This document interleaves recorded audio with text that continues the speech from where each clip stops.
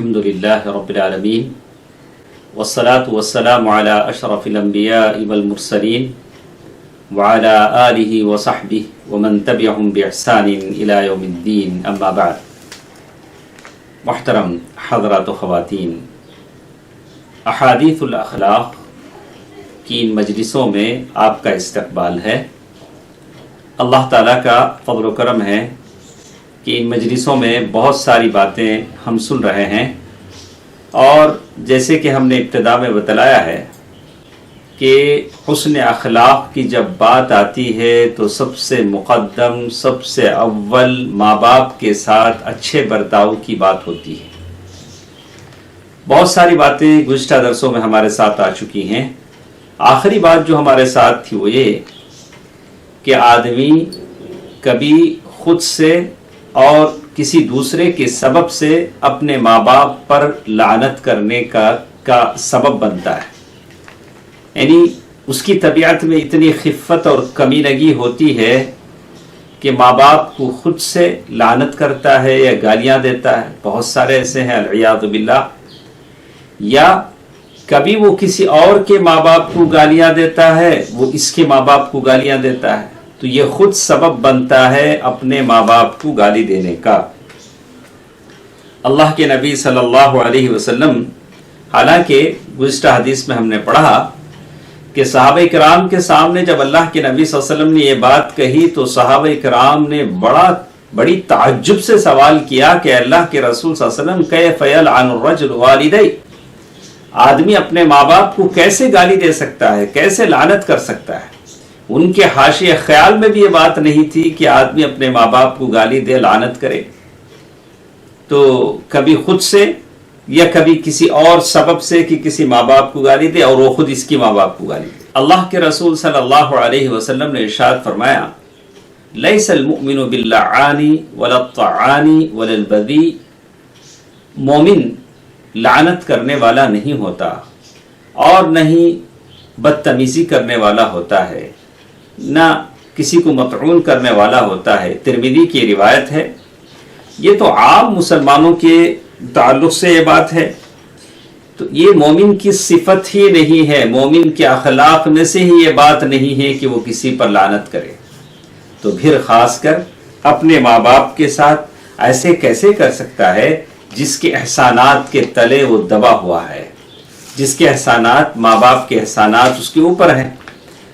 تو اسی لیے آپ دیکھیں گے کہ ایک چیز ہماری اپنی زندگیوں میں بڑی تعجب کی چیز ہم اپنے گھروں میں دیکھتے ہیں کہ اولاد اپنے گھروں میں ہیں، ماں بڑی شفقت کے ساتھ اس کے ساتھ پیش آتی ہے، اس کے سامنے کھانا رکھتی ہے، اس کے کپڑے اچھے کپڑوں کا بندوبست کرتی ہے، اس کی صحت کا خیال رکھتی ہے، بار بار پوچھتی ہے کہ بیٹا تجھے کوئی تکلیف تو ہے نہیں، تجھے پیٹ میں درد ہے، سر میں درد ہے۔ اتنا خیال ماں اپنے بچوں کا رکھتی ہے۔ یہی بچے جب باہر گلیوں میں جاتے ہیں تو اپنے بد اخلاق دوستوں کے ساتھ انہی ماؤں کے لیے لعنت کا سبب بنتے ہیں۔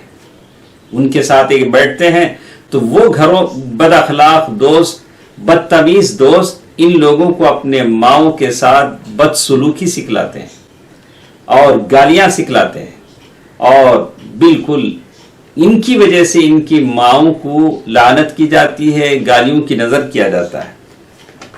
جیسے بہت ساری حدیثوں میں ہم نے سنا، اللہ کے نبی صلی اللہ علیہ وسلم کی ایک مشہور حدیث ہے، اللہ کے نبی صلی اللہ علیہ وسلم نے اچھے اور برے دوستوں کی مثال بتاتے ہوئے کہا کہ اچھے دوست اس مشک اور عطر بیچنے والے کی طرح ہیں جن کے پاس تم جاؤ گے تو یا تو ان سے عطر اور مشک خریدو گے، اگر نہیں خریدو گے تو وہ تم کو ہدیتاً دیں گے۔ دوست ہیں، دکان پر آئے ہیں، کچھ ہدیہ دے دیں گے، چلو اس نے ہدیہ بھی نہیں دیا، آپ نے اس سے خریدا بھی نہیں، تو کم از کم کچھ دیر اس کے ساتھ بیٹھنے کی وجہ سے تو خوشبو تو مل جائے گی فری میں، وہ خوشبو سے آپ معطر ہو جائیں گے، آپ کے کپڑوں میں خوشبو آ جائے گی۔ بالکل یہی بات اچھے دوستوں کی ہوتی ہے۔ آپ ان کے ساتھ بیٹھیں گے تو ان کا فیض، ان کے اچھے اخلاق آپ کے اندر سرایت کر جائیں گے۔ اسی لیے کہا الصاحب الصاحب، صاحب دوست کھینچنے والا ہوتا ہے. جیسے دوست ہوگا وہ اس کی طرف آپ کو کھینچے گا، اچھا اچھائی کی طرف، برا برائی کی طرف. اور پھر اللہ کے نبی صلی اللہ علیہ وسلم نے اسی حدیث میں کہا کنافق الکیر، برا دوست ایسے ہے جو دھونکنے والا ہے اور وہ اس کے بھٹی سے چنگاریاں نکلتی ہیں. اگر اس کے ساتھ ہم بیٹھیں گے تو اس کی بھٹی سے نکلنے والی چنگاریوں سے آدمی کے کپڑے جل جائیں گے. تو اسی لیے آدمی ایسے دوستوں کا انتخاب نہ کرے جو آپ کو یا اولاد کو گالیاں سکھاتے ہوں، ماں باپ پر لعن و طعن کرنا سکھاتے ہوں، ماں باپ کے ساتھ بدسلوکی کرنا سکھاتے ہوں. ساتھ ساتھ ہم آپ کو ایک بات ضرور بتا دیں، اس بات پر آپ دھیان دیں. عمر بن عبد العزیز رحمہ اللہ فرماتے ہیں لا تصحبن عاقا لوالدی، کبھی بھی کسی ایسے آدمی کے ساتھی نہ بنو، کسی ایسے آدمی کو دوست نہ بناؤ، کسی ایسے آدمی کے ساتھ مل کر کاروبار دھندا نہ کرو جو اپنے ماں باپ کا نافرمان ہے. کیوں؟ عمر بن عبد العزیز رحمہ اللہ کہتے ہیں فَإِنَّهُ لَن يَقْبَلَكَ وَقَدْ عَقَّ وَالِدَيْكَ، ارے وہ تمہارے ساتھ کیسے بھروسے کے ساتھ رہ سکتا ہے، تم اس پر کیسے بھروسہ کر سکتے ہو جبکہ اس نے اپنے ماں باپ کی نافرمانی کر دی ہے. وہ ماں باپ جنہوں نے اسے پالا پوسا بڑا کیا، ان ماں باپ کے ساتھ اس نے دھوکہ کیا، خیانت کی، غداری کی، وہ تمہارے ساتھ بھلائی کیا کرے گا؟ تم اس کے ساتھ مامون کیسے رہ سکو گے؟ اسی لیے عمر بن عبد العزیز رحمہ اللہ نے فرمایا لا تصحبن عاقا لوالدی، ایسے آدمی کے ساتھ مت رہو جو اپنے ماں باپ کے ساتھ غداری کرتا ہے، اپنے ماں باپ کی نافرمانی کرتا ہے. ابن تیمیہ رحمہ اللہ سے پوچھا گیا اس آدمی کے بارے میں آپ کیا کہیں گے؟ الرجل یصف والدیہ، جو اپنے ماں باپ کے ساتھ بدسلوکی کرتا ہے، ماں باپ کو بیوقوف بناتا ہے، ماں باپ کی کوئی حیثیت نہیں دیتا. تو ابن تیمیہ رحمہ اللہ نے فرمایا کہ ایسا آدمی جو اپنے ماں باپ کو گالی دیتا ہے اور ماں باپ پر ظلم کرتا ہے، اسے ایسی سزا دی جائے دوسروں کے لیے عبرت کا سامان بن جائے، دوسروں کے لیے عبرت ہو. اس لیے کہ اللہ کے نبی صلی اللہ علیہ وسلم نے ارشاد فرمایا ہے کہ یہ ماں باپ کے ساتھ بدسلوکی کرنا گناہ کبیرہ ہے، جیسے گزشتہ حدیثوں میں ہم نے سنا. اسی کے ساتھ ساتھ ہم آپ کو بتاتے ہیں ابو ہریرہ رضی اللہ تعالیٰ عنہ کی حدیث ہے، غور سے سنیں. آج کل کا زمانہ رمضان کے مبارک دن ہے، آخری عشرے کا موقع ہے. ہم میں سے کوئی چاہتا ہے کہ ادھر ہاتھ اٹھے ادھر ہماری دعا قبول ہو جائے. ہر کوئی مستجاب الدعوات بننا چاہتا ہے. میرے نبی صلی اللہ علیہ وسلم نے فرمایا ثلاث دعوات مستجابہ، 3 دعا کرنے والے ایسے ہیں جن کی دعا ضرور قبول ہوگی. اس میں سے کہا دعوت المسافر، ایک آدمی وہ ہے جو سفر میں ہے دعا کر رہا ہے، اس کی دعا ضرور قبول ہوگی. ودعوت المظلوم، اور اسی طرح وہ آدمی جس پر ظلم کیا گیا، اگر اب اس کے ہاتھ اٹھتے ہیں تو اللہ تعالیٰ اس مظلوم کی دعا کو ضرور قبول کریں گے. ودعوت الوالد علی ولدی، اسی طرح والد کی دعا، ماں باپ کی بد دعا بیٹوں کے حق میں ضرور قبول ہوتی ہے. وہ دعا کریں تب بھی، بد دعا کریں تب بھی اللہ تبارک و تعالیٰ ضرور قبول کرتے ہیں. یہ ایک حقیقت ہے جو ایسی نافرمان اولاد کے سامنے پیش کی جا رہی ہے. وہ ڈریں تاکہ ایک مرتبہ ماں باپ کے ہاتھ اٹھ جائیں تو تمہاری آخرت اور عقبہ دونوں تباہ ہو جائیں. ایسی نافرمان اولاد کی دنیا اور آخرت دونوں تباہ ہو جائیں. لیکن جیسے ہم دیکھتے ہیں کہ ماں باپ کبھی اپنے بچوں کے حق میں بد دعا نہیں کرتے ہیں، ان کی زبان سے کبھی اپنے بچوں کے حق میں بد دعا کے الفاظ نہیں نکلتے ہیں. لیکن آخری شکل جب صبر اپنے حدوں کو پار کر لیتا ہے، صبر کی حدیں ٹوٹ جاتی ہیں اور حد سے زیادہ ماں باپ ظلم کا شکار ہوتے ہیں، تو تب ماں باپ کی زبان سے یہ الفاظ نکلتے ہیں. تو ماں باپ کبھی اپنے بچوں کے حق میں بد دعا نہیں کرتے ہیں، لیکن جب حد سے زیادہ ماں باپ پر ظلم ہونے لگتا ہے تو ان کی زبان سے بد دعا کے الفاظ نکلتے ہیں. اور جیسے ماں باپ کی دعا بھی بچوں کے حق میں قبول ہوتی ہے اور بد دعا بھی قبول ہوتی ہے، تو آدمی کو بچنا چاہیے، ماں باپ کی دعا لینے کی فکر کرنا چاہیے، اس کے لیے ہر طرح کی ممکنہ کوشش کرنی چاہیے کہ آپ ہر پل ماں باپ کی دعائیں لیں، روزانہ صبح شام ماں باپ آپ کے گھر میں ہوں، اور اس کمرے سے، اس جگہ سے جہاں ماں باپ ہیں، وہاں روزانہ اللہ کے بارگاہ میں آپ کے لیے دعائیں پہنچ رہی ہیں، تو پھر آپ کے گھر میں رحمت کے خزانے برسیں گے، آپ کے گھر میں صحت و عافیت کے انبار امڑ آئیں گے، آپ کے گھر میں ہر طرح امن و سلامتی ہوگی، آپ کے گھر میں صرف امن کی باتیں ہوں گی، لڑائی جھگڑے، نفرتیں، عداوتیں ہرگز نہیں ہوں گی۔ تو اسی طرح اس سلسلے میں ایک عجیب واقعہ ہے، روایت ہے، اور بہت ہی دل کو مسحور کر دینے والی یہ چیز ہے جو صحیح روایتوں سے ثابت ہے، جو ہم سنتے ہیں۔ ابو ہریرہ رضی اللہ تعالیٰ عنہ کی حدیث ہے، صحیح بخاری اور بہت ساری کتابوں میں یہ حدیث آ چکی ہے۔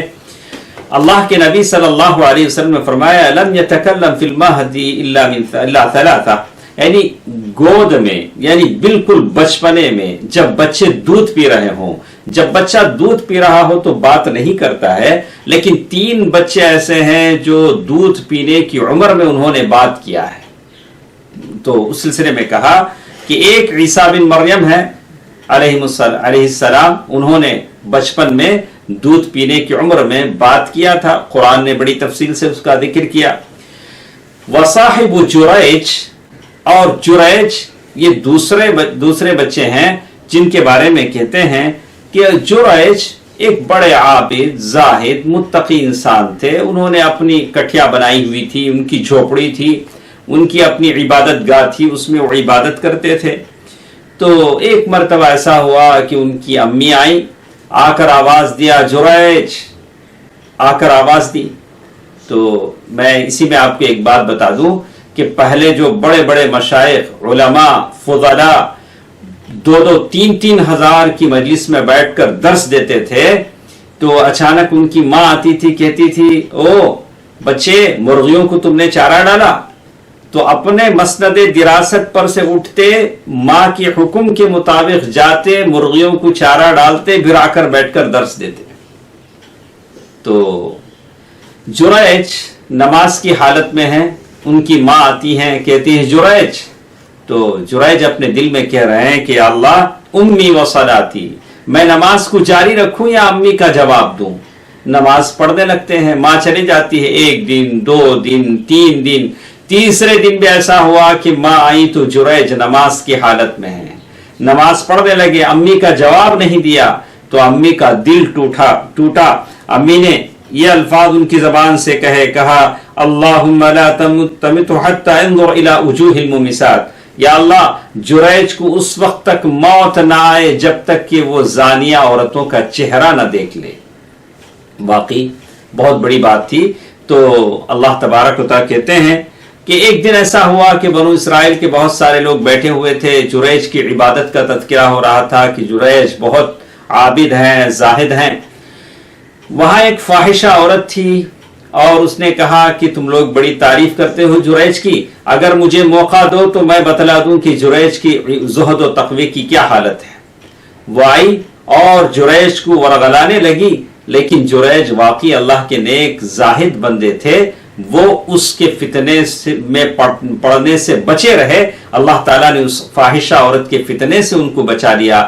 لیکن اس عورت نے اسی کٹھیا کے پاس رہنے والے، اسی صومعہ میں رہنے والے کسی چرواہے سے زنا کیا، اور جب بچہ پیدا ہوا تو دعویٰ کر دیا کہ یہ بچہ جریج کا ہے، یہ بچہ جریج کا ہے۔ لوگ جب جانے کہ جس کو ہم عابد زاہد سمجھتے تھے جریج، انہوں نے یہ زنا کیا اور اس سے اولاد پیدا ہوئی، دوڑے چلے آئے اور جریج کو اپنے صومعے سے، عبادت گاہ سے نیچے اتارا، اور ساری عبادت گاہ، ان کی ساری جھوپڑی جو بھی تھی مٹی کی، اسے توڑ دیا۔ اور یہ ساری چیزیں جریج کی سمجھ میں نہیں آ رہی تھی کہ کیا ہے، یہ کیوں ہو رہا ہے۔ تو جریج نے پوچھا کہ بھائی کیا بات ہے، کیا بات ہے, آخر تم ایسا کیوں کر رہے ہو, ما شانکم, کیوں میرے ساتھ ایسا کر رہے ہو, میری عبادت گاہ توڑ دی, میری بے عزتی کر رہے ہو, ایسا کیوں کر رہے ہو. تو بنی اسرائیل کے لوگوں نے کہا زنیت بہذا البغی, تم نے اس عورت کے ساتھ زنا کیا ہے. تو جریج نے کہا ایسا کرو کہ وہ جو بچہ ہے وہ میرے پاس لے آؤ. تو لوگ اس بچے کو جریج کے پاس لائے. تو جریج نے کہا کہ تھوڑا صبر کرو, میں 2 رکعت نماز پڑھ لیتا ہوں. تو جریج نے مطلب جو بھی ان کو پڑھنا تھا اصلی, انہوں نے نماز پڑھ لیا جو جتنی بھی پڑھنی تھی. تو رکعت کی تو تحدید نہیں ہے, کہا کہ دعونی حتی اصلی, مجھے ذرا مہلت دو کہ میں نماز پڑھ لوں, عبادت کر لوں.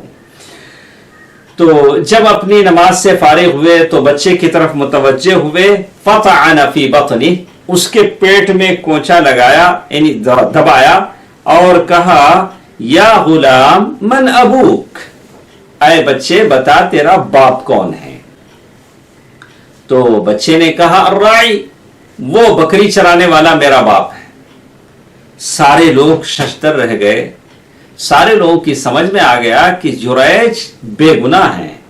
عورت نے جریج پر الزام لگایا ہے, اصل تو گنہگار وہ چرواہا اور وہ فاحشہ عورت ہے. اب لگے جریج کو منوانے. لوگوں نے کہا کہ جریج ہم نے آپ کے ساتھ بد سلوکی کی, اگر آپ حکم دیں تو ہم آپ کا صومعہ عبادت گاہ ہم سونے کا بنوا دیں.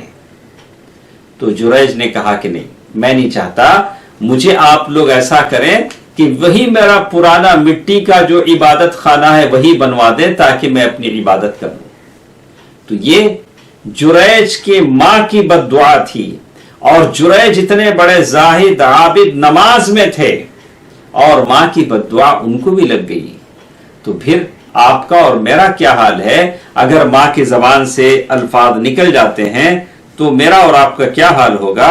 اسی طرح ایک تیسرا بچہ جس کے بارے میں کہا کہ وہ تیسرا بچہ کون ہو جو بچپن میں بات کیا, تو کہتے ہیں کہ ایک عورت اپنے بچے کو اپنے سینے میں لٹائے دودھ پلا رہی تھی. اچانک سامنے سے گھوڑ سوار گزرا, گھوڑے پر بیٹھا ہوا, بڑا شاندار لباس پہنا ہوا, شاندار گھوڑے پر سوار ایک آدمی گزرا.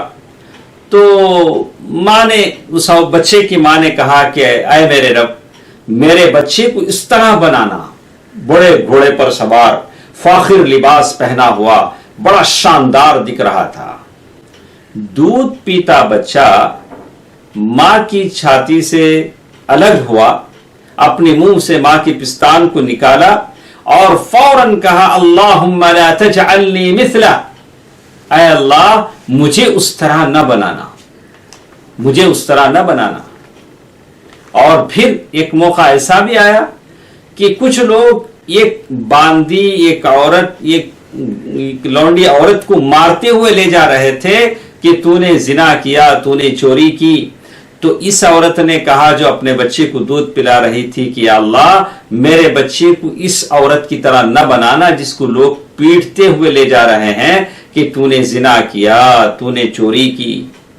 بچے نے بالکل ویسے ہی دودھ پینا چھوڑ کر اس کی طرف دیکھا, دیکھ کر کہا یا اللہ مجھے اس عورت کی طرح بنانا, اور پھر دودھ پینے لگ گیا.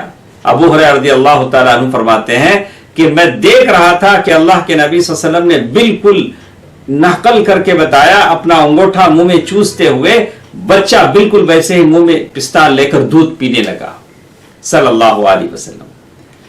بات جب آئی تو بتایا گیا کہ پہلا جو وہ آدمی تھا جس کی طرح بچہ بننا نہیں چاہتا تھا اس لیے کہ وہ ظالموں میں سے ایک ظالم تھا. دوسری وہ عورت جو بالکل بے گناہ تھی, جس پر لوگوں نے الزام لگایا تھا کہ وہ چوری کیا اور اس نے زنا کیا, حالانکہ وہ نیک عورت تھی. اس کی زبان پر یہ الفاظ تھے حسبی اللہ و نعم الوکیل, حسبی اللہ و نعم الوکیل. جب بھی کسی پر الزام لگے وہ یہی کہے حسبی اللہ و نعم الوکیل. محترم حضرات و خواتین, یہ واقعہ جو حدیث میں بیان کیا گیا ہے ان 3 بچوں کا جنہوں نے دودھ پینے کی عمر میں گفتگو کیا, ہم نے سنا. اور یہ واقعہ ہمیں بتاتا ہے کہ جریج جو نوجوان تھے، عابد تھے، زاہد تھے، اپنی نماز میں مشغول تھے اور نماز کے بڑے پابند تھے، ماں نے جب بلایا تو ماں کی اس پکار کا وہ جواب نہیں دے سکے، تو اللہ نے ان کی ماں کی بد دعا کو ان کے حق میں قبول کر لیا۔ اگر آج کی اولاد دنیا کی مصروفیتوں میں رہ کر، اپنے کاروبار میں رہ کر ماں باپ سے غفلت برتتے ہیں، وقت پر ماں باپ کی دوائی، کھانے، آرام کا بندوبست نہیں کر پاتے ہیں، تو اگر وہ بد دعا اگر کر دیں تو کیا وہ اس کا نشانہ نہیں بنیں گے؟ پرہیز کرنا چاہیے اور اس سے بچنے کی کوشش کرنی چاہیے کہ ماں باپ کی بد دعا بچوں کے حق میں قبول ہوتی ہے، ویسے ہی دعا بھی قبول ہوتی ہے۔ اسی کے ساتھ ساتھ ہم آپ کو بتائیں گے کہ ماں باپ کے ساتھ جو کچھ اولاد خیر خواہی کرتی ہے، اچھا کرتی ہے، یہ نیکیاں مشکلوں سے، کٹھن مصیبتوں سے نکلنے کے لیے اسے کام آتی ہیں۔ اس کے لیے بہترین حدیث ہمارے ساتھ اگلی مجلس میں ہے۔ عبداللہ بن عمرو بن عاص رضی اللہ